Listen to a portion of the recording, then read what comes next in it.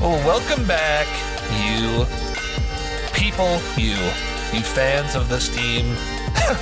Can't believe you're still here. Can't believe we're still here.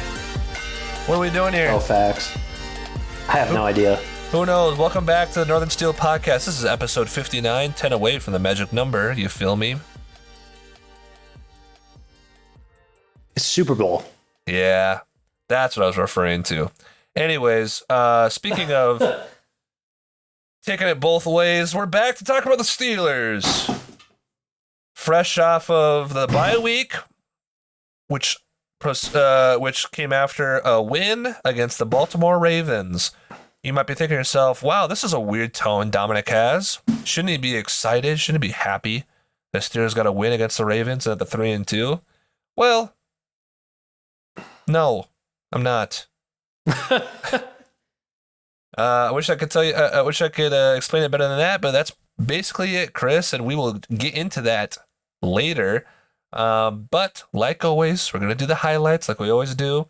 So if you somehow missed the Steelers and Ravens game because you're too busy sneezing like Chris and having allergies to this so-called football team, we have got you covered.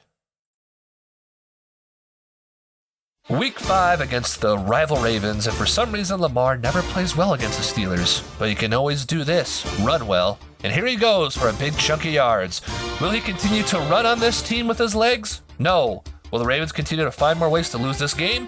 Yes. Stand by for how. But for now, later in the drive, Lamar hands the ball off to Justice Hill, who makes one swift cut, and he's gone for a touchdown. Ravens out to a quick lead, and it's already not looking good here, folks. Desmond King's only and last play, apparently, for the Steelers was a bad angle that led to the touchdown, that led to the benching, and then eventually the cut, which could and should be used for other players, but I digress. Later, the Ravens drive down after Bateman drops a touchdown pass. It's to settle for 3, make a 10-0 lead. But I'm sure with how they're moving the ball, they'll score again, right, Chris? Steelers trying to get a spark on offense. Kenny fires a back shoulder throw to George Pickens for a nice chunk play. Dude is a dog, a unit, and a father to most defensive backs in the league. And just like how Matt Canada prefers it, Kenny gets sacked from behind, making himself think, how long must I suffer before I get myself a competent offensive coordinator? As the Steelers' drive ends at the hands of Arthur Maulet. Oof. And on the opposing drive, Justice Hill gets the pass, and Larry O chases him down faster than a fat kid chases down an ice cream truck as he punches the ball loose, thus giving this fiery and itchy offense another shot to score some points. It's the Steelers' ball again in Ravens territory by some miracle, and they go with a reverse to George Pickens, who finds some space and just Mario jumps forward for an extra 3 yards. Bro got that dog in him, but he can also be a little goofy guy sometimes. This sets up the Steelers for their first points of the day. A field goal! What, you thought they were going to score a touchdown? Of course not! On the Ravens' following drive, TJ Watt screams through the line and sacks Lamar immediately. Is it me or does TJ just play better against divisional opponents? Either way, my boy's up to 7 sacks, now having a monster season. That put the Ravens in 3rd and 18. An easy stop for most NFL teams, but hey, it's the Steelers, as Lamar finds a wide open, and I mean wide open, receiver for the conversion. Luckily, Harbaugh can't coach this team either, and they go for it on 4th down in Steelers territory and do not convert, getting 0 points to end the half. Can't do shit on offense, so the block master 3000 himself, Miles Killebrew, dives in front of the punt and blocks it. Get that shit out of here, as Rodney Harrison almost recovers what would be a touchdown. Steelers get the safety and score a season-high 5 points. Look out, NFL. This team is on fire. And not to brag, but why not add more points with an impressive showing? Take it away, Boz. Steelers narrow the gap to 2. Just as I'm feeling unstoppable, Steelers decided to have CFL legend Gunnar Olszewski return a punt, and he does what he do best, and doobie-doobie-doo be fumbling the ball. Thank you, Gunnar. Please get off this team. We beg of you. I cannot take it simply any longer. 3rd and goal for the Ravens. Hope all but loss. but then Joey Porter Jr. gets his first career interception, and it could not have come at a better time. Absolutely boxes out a washed Odell, Lamar throws it right to him.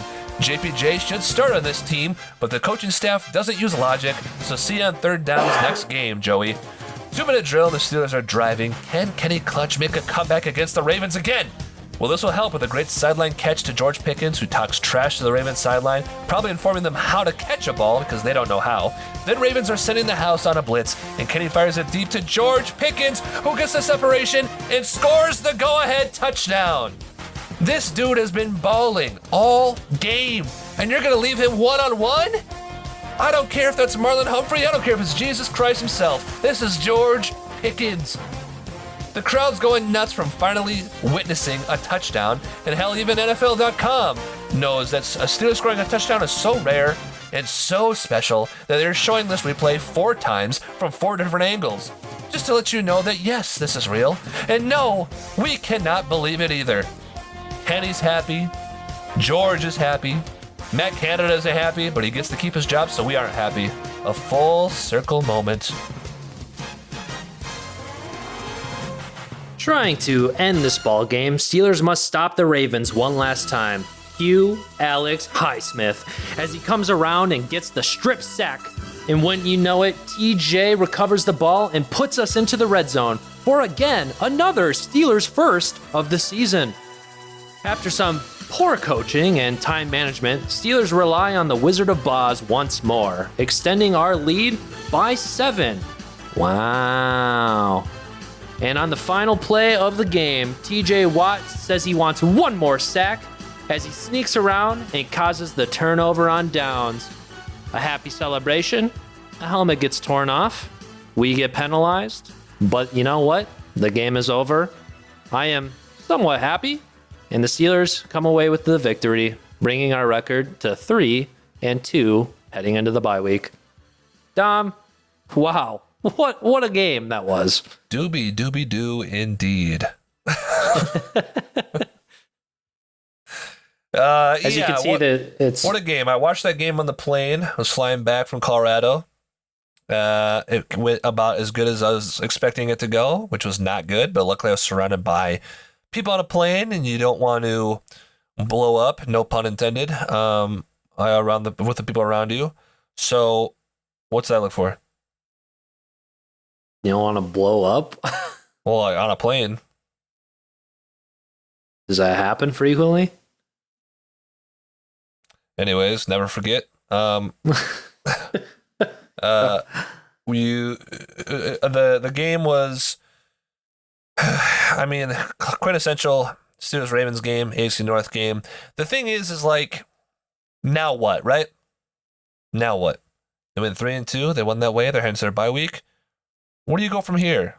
Well, we saw how they went from there, Chris, and it wasn't great. But before we get to that, why don't you tell me if you have any more thoughts on the game? We can talk about the positives, sure. Why don't we talk about the positives a little bit? Try to be a little happier. Well, I think there are definite positives coming out of the game last week. I mean, for what we saw was a struggling defense. And that goes without saying. Our defense has easily been the only thing to keep us in games because our offense is absolutely atrocious.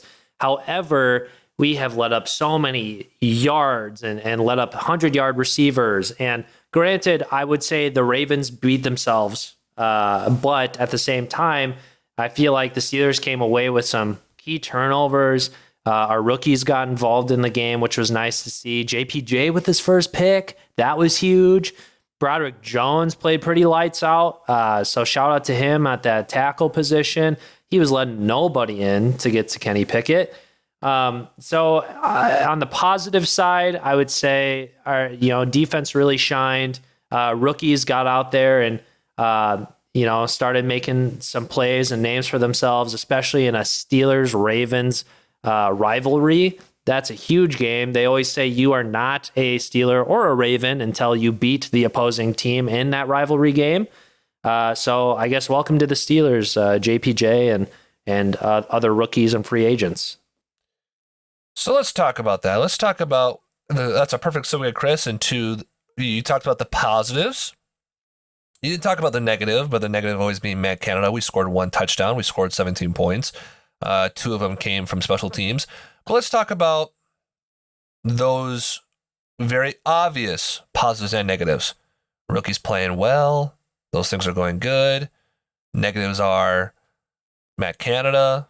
Negatives are our cornerbacks can't stop a receiver. Like you said, luckily the Ravens had 13,000 drops. Could have been a lot worse. So they head into the bye week. Oh, yeah. Time to fix some stuff, right? You would think. Let's start with Matt Canada. Should the Steelers fire Matt Canada for being ranked dead last in every statistical category? And the crowd says, Ding, ding, ding. yes. Yes, they do say.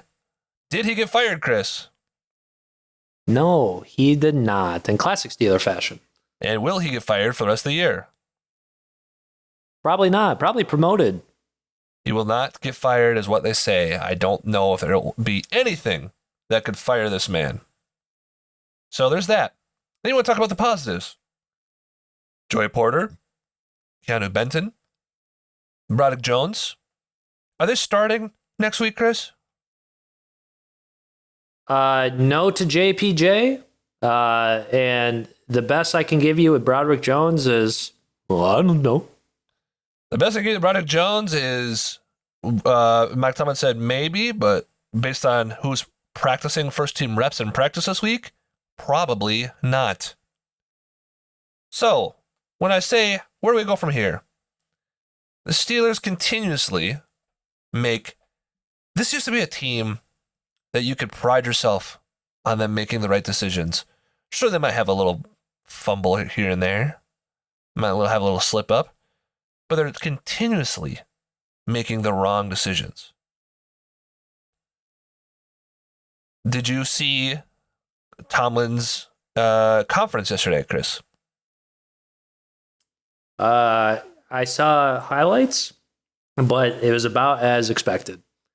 He gave a really panicked and annoyed answer when someone asked him, Tomlin, the Steelers are giving up a bajillion yards to wide receivers.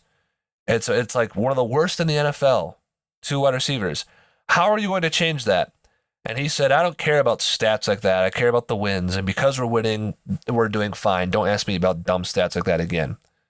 Which doesn't make any sense, because if you want to get better, you need to change the things that aren't working, regardless if you get wins or not. And the fact that he is just overlooking it because he doesn't think it's valuable enough because they're getting wins is exactly why the Steelers crumbled when they went 11-0. It's exactly why we're not progressing in the NFL right now, because instead of changing coaching schematics and things that you should be doing because you should be coaching, they're trying to will this team to victory. Like it's the power of friendship, and this is anime. And if we have a better will than the other teams, we can win. And it's not true. It's really disappointing. I mean, like, not to sound like a broken record here or anything, but exactly like what you're saying, it was once a team where it's like, listen, I trust this organization. Whatever moves they're going to do, I stand behind because I'm a fan. Like, I feel like you and I know a good amount about football. We try to be really realistic about things, but at the end of the day, we're fans. We're not inside the organization. We don't know things. However, it's like scratch your head decisions within the organization where you're like, why? Like, why are certain guys still getting chances? Why aren't we getting guys out there who actually are proving themselves to be beneficial? It's like, what's next? We're going to start Marcus Golden over TJ Watt because he had a good game. Like, that's kind of like the idea of what's going on. And granted, Marcus Golden is doing great. He's probably our best edge backup that we've acquired and everything. But it's just like, I don't understand the thoughts that are going on within this organization. And it's frustrating. It doesn't make sense.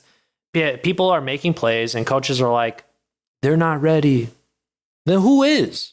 Clearly not the guys who are playing right now, who are letting up 100-yard receivers, who are fumbling the ball, who, like, I don't understand this loyalty that the Steelers have to veteran players or players who have a longer tenure on the team, but like, it's annoying. Play your playmakers. And it's inconsistent. The thing is It like is. people pointed out in the past, they've started players like Kendrick Green right away. Kevin Dotson had to start right away. Terrell Edmonds, Shamarko Thomas had to start right away. These players that had to start immediately, and then you're not going to give the keys to Benton, Broderick Jones, who you traded up in the first round to get. You're not going to give him the keys to start right away. You're not going to give Joey Porter a chance to start. His passer rating, albeit understandable because he hasn't gotten a lot of snaps, so there's an asterisk by it, but his passer rating giving up is 0. 0. And our other two cornerbacks are giving up tons of yards. Benton's a way better alignment than Montravius Adams, but Montravius Adams is still the starter. So it doesn't really make any sense to me. Now you have a situation where and again, another brain-scratching decision is we were all excited about Desmond King being a slot cornerback. I know for damn well he can play better than Chin and Sullivan, but Desmond King cut yesterday, released. And the Steelers pick up Darius Rush off the Chiefs practice squad. Darius Rush is a rookie cornerback, drafted in the 5th round, someone we did scout last year. That's great. That's fine and all. Who's to say he helps the team out? Maybe he does. Great. But Darius Rush is a 6'3" cornerback, like the ones they've been drafting, who plays man on the outside. They didn't replace a slot guy. They got rid of a slot guy and didn't replace him. And maybe you might think to yourself, well, the Steelers they should move Pat Pete to the slot. Maybe that's what they're going to do now. Move Pat Pete. I'll believe it when I see it. Because what makes you think they're going to make any changes? Because they haven't done it so far. Also, nothing would literally anger me more is if the Steelers signed this practice player rookie, and we graded Darius, Rush. Yes. We looked at him. We gave our honest opinion on him. He was a practice squad rookie, and we signed him. What's really going to piss me off is if they finally move Patrick Peterson to slot, and then instead of JPJ, who has proven himself and played at a high level, and we give it to Darius Rush. That would make 0 sense. That would make me really mad. I understand getting depth at the position because cornerback has been a position we have struggled at. That's not going to happen. It's not going to happen, but like I've scratched my head at more things this season than ever before. No, it's not going to happen. Why was Gunner in last week? Was Calvin Austin hurt? It's not going to happen because they don't make changes. That's asking for them to make a change. They don't make changes. That's the difference there. Yeah. Gunner's probably getting cut because Deontay and McFarland are coming back. They got to make room for 2 of those players. So Gunner's probably getting cut once one of them are back anyways. But regardless. Go ahead. Yeah. I can't remember because I try to block out bad memories. But was Calvin hurt? Did he get hurt last week? No, he was playing. Or played 2 every weeks snap. ago? Played every snap. So why isn't he ahead of Gunner in returns? the depth chart? Yeah. Yeah. Don't know why. Dude, that's what I'm talking about. It's the scratch my head decisions that are being made, and I just don't understand it. Yeah. So obviously it's just been very upsetting to Steelers fans. Tomlin looks more panicked than he's ever looked in interviews. They're making continuously wrong decisions in Steelers fans' eyes, and I can't. It's asinine to me that they sit there and if they watch their teams, they can go, "Oh, we're right there." That if they could watch teams like the Chiefs and the Dolphins and the Niners and think, "Oh, we're right there. We can compete with them," because you can't the way you're playing right now. And unless things drastically change, Chris, unless things get immensely better, which they won't, I don't expect them to, then how can you expect them to win all these games? I expect them to go on a run. It's the standard is the standard. The standard is mediocre. It really is right now. And that's why, even though I'm just going to project a win this week based on pure optimism and delusionness, the matchup, Chris, is pretty terrible. They do not match up well against us at all. Before you get to the keys of the victory, let's talk about why the matchup's so bad. Okay, and I'll incorporate you on this. We'll play a fun little trivia game, just like I just did with the Shoes decisions. Okay. Oh yes, of course. Chris, could you tell me who are the Rams' 2 best offensive players? Dom, I'd have to say probably Cooper Cup Uh-huh. and Puka Nakua. Yeah, I would have to say so. Best skill players for sure. Matthew Stafford's wheeling and dealing. Those are the best two skill players. Chris, can you answer me this? Who are the Steelers' two worst defensive players right now? Patrick Peterson and Levi Wallace. The direct people who go up against Cooper and Puka Nakua. Great. Let's flip it around, Chris. Tell me who the best defensive player is on the Rams defense. Kind of a no-namer, but I think it's like Aaron Donald. Yeah, he's kind of coming up this year, but he's definitely he's probably the best. Edges out a couple other guys. Chris, can you tell me who the worst guy in the Steelers' offense is? Based off of PFF rankings or just a general lack of skill? Probably both, but I know it's hard to pick. There's a lot of options. Mason Cole. Yes, Mason Cole. So Aaron Donald directly lining up against Mason Cole, and their best receivers directly lining up against our worst defensive players is a matchup nightmare. Not to mention, Tomlin does not play well on the West Coast. There's another problem. The only thing he's got going for him this week is that his record after bye weeks is pretty decent. But on paper, the matchup looks horrendous. Mm-hmm. Yes, it does. It's not looking good for the good old black and gold.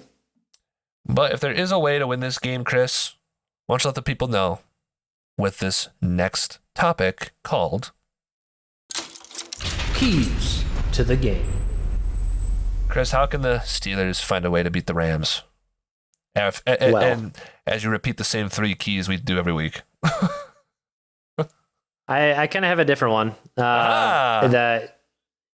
Which is kind of exciting. And I think a big key to winning this game starts with the huge player that we're getting back this week, Deontay Johnson, about the only wide receiver that can really create separation on the field. Now, as you know, the Rams were hit hard as one of their starting cornerbacks was arrested and is no longer playing. Yep. I know Jalen Ramsey is on his 21-day window. I don't know if that means he is coming back this week or not. Wrong team. He went to Dolphins, didn't he? Yes. My bad. Never mind. Screw what I just said. Like I said, I'm living in the past because that's when I was happiest. So this is why no one listens to it. So I give secondhand football information. One of their cornerbacks got arrested, so obviously there's going to be a mismatch there. Deontay Johnson, you can name their other coming cornerback. back is going to be the other cornerback is second in the Kenai? league. Yeah, he's second in the league in pass rating giving up. Steeler legend, Akello Witherspoon. So that being said, Akello Witherspoon is probably going to have an all-time game against us, as most ex-Steelers have been doing this season. Correct. However, if he plays to the way that we were, accustomed to, expect there to be a good chance for Kenny to do well this game, given he has enough time.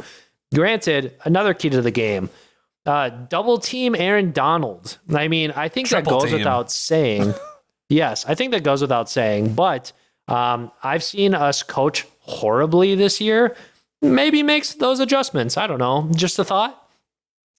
So realistically, get Deontay out there. I think getting him out on the offense not only helps Kenny out, but it helps out our other receivers because it gets guys off of George Pickens and other receivers. It spreads them thin. Double teaming Aaron Donald, triple teaming, I don't care. Put the whole offensive line on him. And then it's like every other week. I mean, there's not a chance I trust our cornerbacks to cover the two best players that they have. However, if they can just hold them long enough, our edge defenders are pretty damn special. TJ Watt and Alex Highsmith seem to week in and week out be the reason that we have 3 wins on the season so far. So they are obviously going to be huge contributors to this week, as they are every single week. We need you. Please just keep them covered long enough to get our guys in there and sack Stafford. That's really all I think we can do to pull away with a win. It's going to be hard. I really hope it's not a blowout like most of these games have been when it's like, oh, a good team. Yeah, I want to win, dude.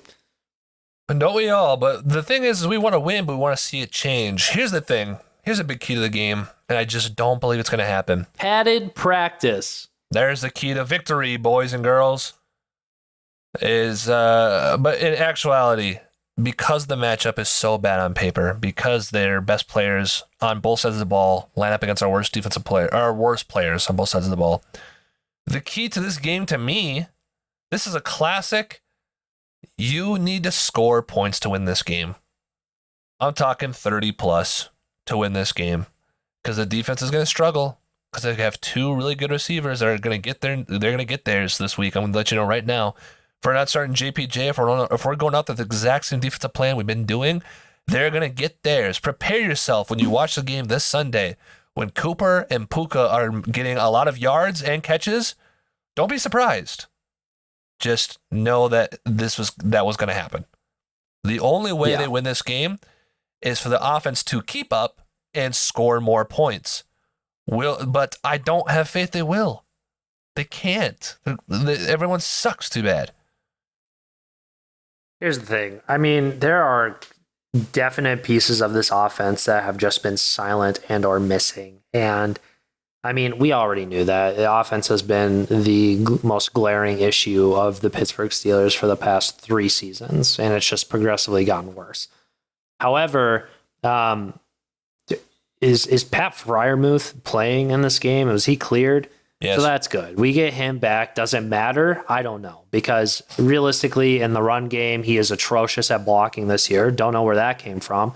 And we don't throw to the middle of the field. He's never been good at blocking. He needs to not block. He needs to be strictly a passing weapon, and they're not using him that way. That's the thing. We should put him in the slot like we have. Yeah, that's what I'm saying. The Steelers they're not coaching the way that we have put players in the position to succeed. Even on the defensive side, Minka's playing in the box 20% of the time. Last year, he led the league in picks. You know what the percentage he played in the box was last year? 8%. He's playing in the box 20% of the time this year. We're not putting the players in position to succeed. So like your point, Chris, Pat Freiermuth was probably he's not a good run blocker. He's worse this year than he's ever been, but he's never been that good of a run blocker, but he's a good pass catcher, and we're not utilizing him at all.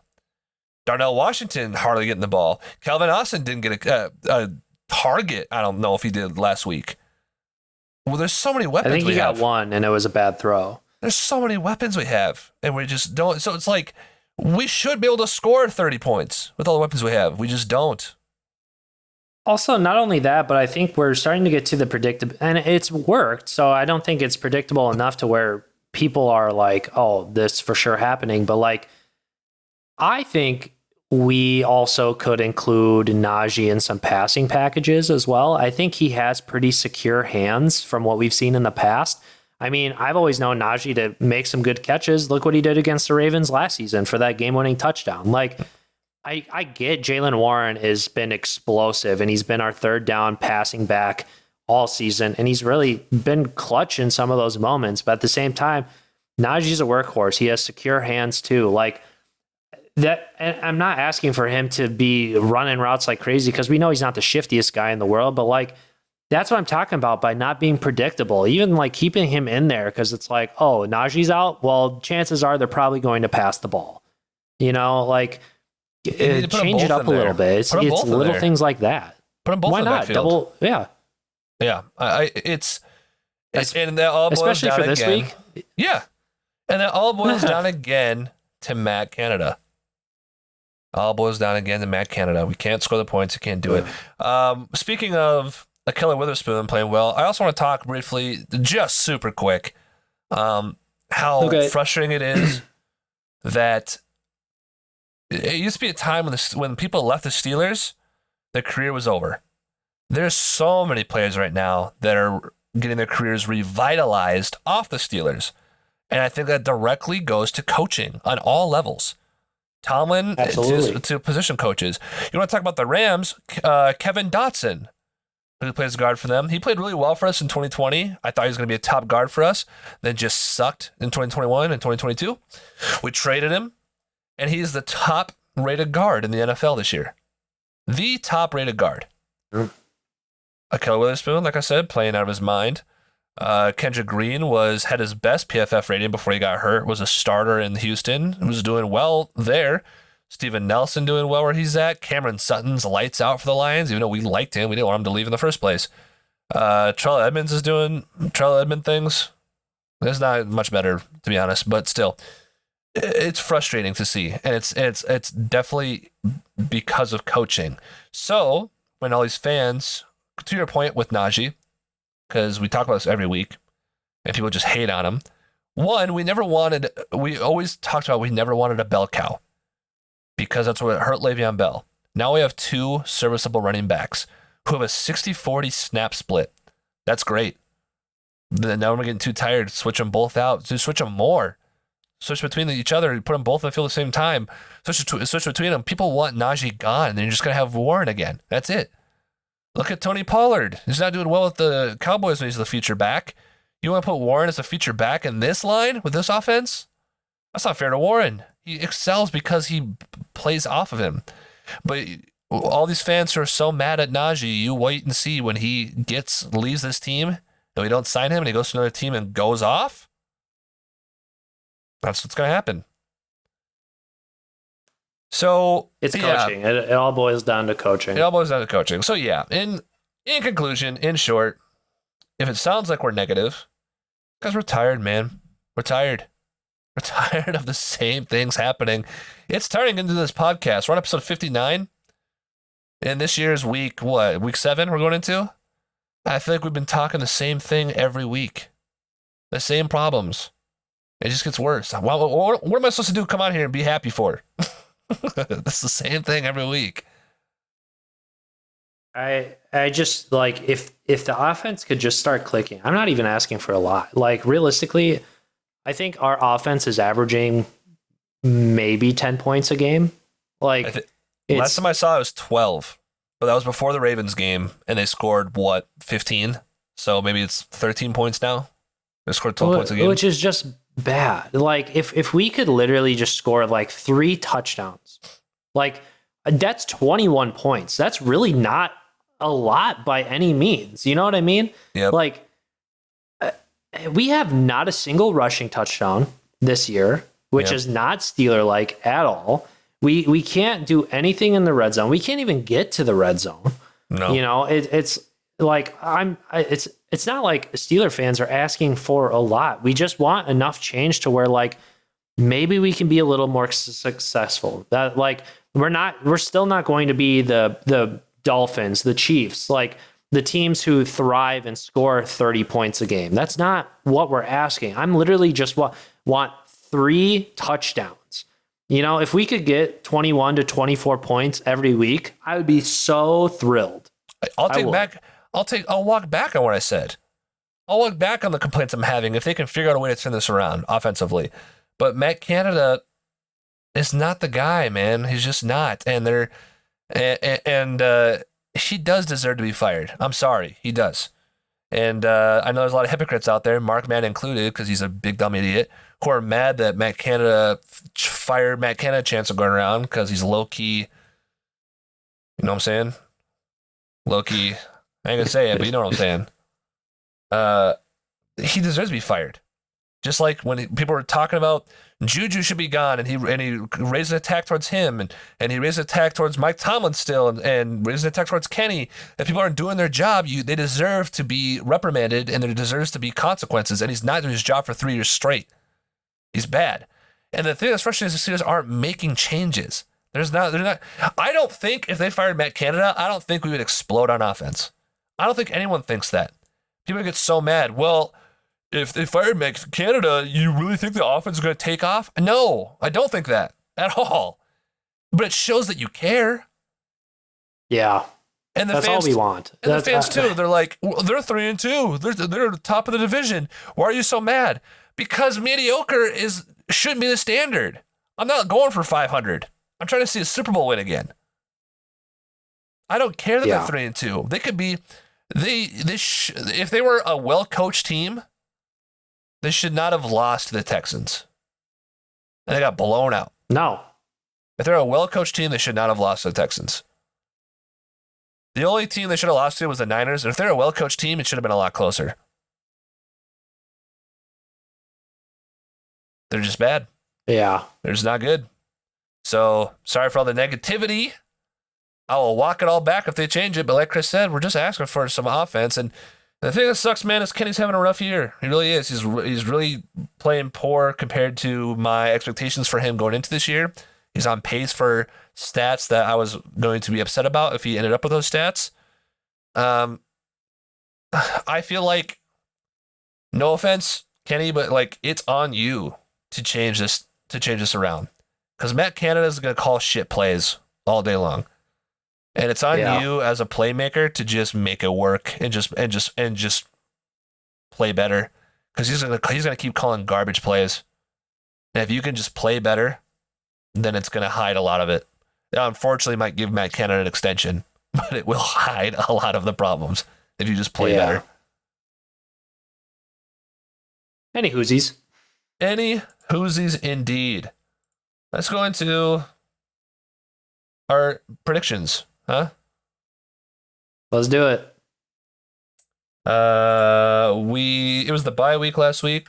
We'll figure out those numbers. I think our parents have it, but I think Chris beat me by 1 last week in the games. Typical. Kind of is. All right, so let's do the picks this week. Here we go. Jaguars at Saints. Jaguars.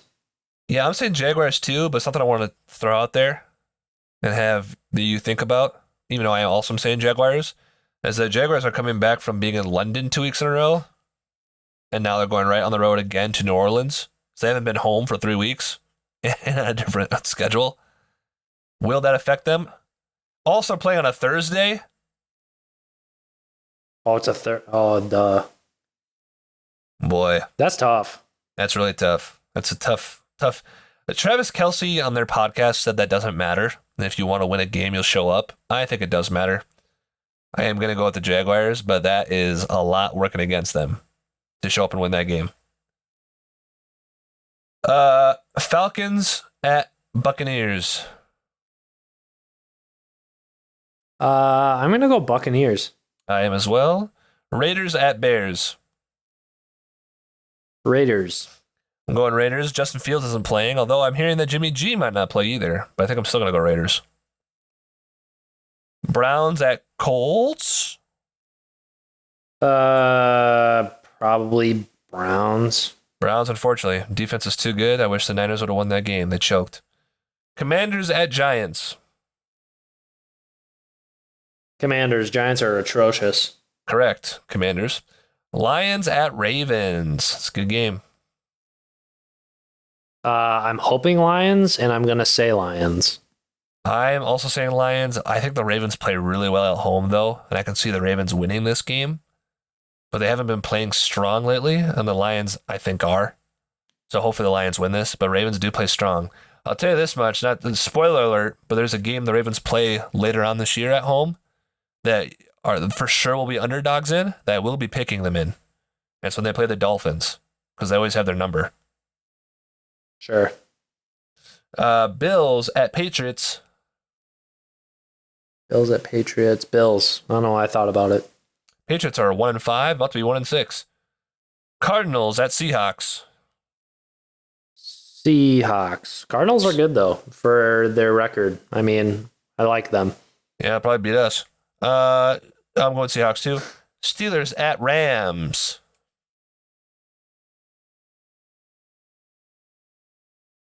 Here, I'll go. After I get it. everything, I get, go like- ahead. I get we're Steelers podcast, but like realistically, I'm gonna pick the Rams. And Yeah, no, that's fair. Here's the thing.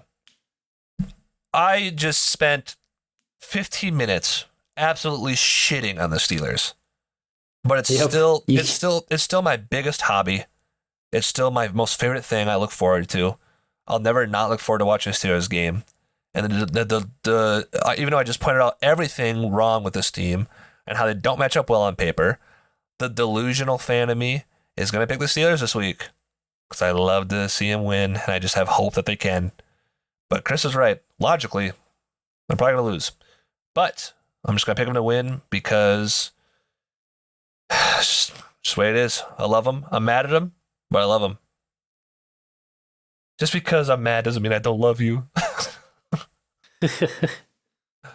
Chargers at Chiefs. Would you say at Chiefs? Chargers. Chargers. I heard Tigers, and I was like, who? Tigers at Chiefs. Probably Chiefs. Yeah. Speaking of, this is kind of random for people who listen to the podcast. On my fantasy football league last week, I went to bed and I was winning by 3 points, and I had Justin Herbert, and I was like, cool, I won. Time to go to sleep. And I woke up and I lost by 1 because he threw a pick. And I was devastated. Packers at Broncos. Ooh. At Broncos? Mm-hmm. I'm going to say Broncos. I am too. And I don't know why. But I also saying Broncos. Best game of the week. I will be watching this. I don't care what people say. Unless the Steelers get trounced, then I'll be too depressed to watch. Dolphins versus Eagles. At Eagles. Can I be honest? Yes? I'm going to say the Dolphins because I feel like the Eagles got exposed and they haven't really like blown away teams like they did last year. They've just kind of been holding on. So I think as far as like a 5-1 team, I'm not really scared of them. And being Dolphins are 5-1 too. So I'm going Dolphins. I'll be honest, I'm also picking the Dolphins. And I'll be honest about another thing. Sometimes when I get bored, I like to do the predictions of all the teams randomly throughout the year. I did one before the season started, and I got a super exciting Niners and Chiefs Super Bowl, which who cares, right? Chiefs win the whole thing. This time I had Dolphins as the number 1 seed going to the Super Bowl, and it was against Lions and Niners in the NFC Championship game. And I would pick the Niners to go. It'd be Dolphins and Niners in the Super Bowl, but just for fun, I did Lions. And my Super Bowl pick for the fun of it is Dolphins and Lions. And that's a sweet Super Bowl. Cool. That's a sweet Super Bowl. Yeah. Lastly, 49ers at Vikings. 49ers. Sorry, Vikings. I mean, Yeah. I heard Christian McCaffrey's most likely playing. I don't know about Debo, but like that's all Brock Purdy needs to be successful. So Yeah, the Vikings defense is pretty bad. So yeah. anyways, that's the Northern Steel Podcast, episode 59. Join us next week when we will probably be talking about the exact same thing, exact same problems, same time, same week, Copy same and channel. paste. Copy and paste indeed. You can follow us on so many different social medias. For example, Instagram, TikTok, YouTube. Did I forget one? An actual one? Instagram, TikTok, YouTube. Okay. That's about it, I think. Yeah. And Apple Podcasts. Spotify podcast. Spotify. Club Penguin. We're lazy. Anyways, Chris, got any last words for the people? Go Steelers. Somehow, some way, we end up with a Go Steelers. See y'all next week. Peace. Bye.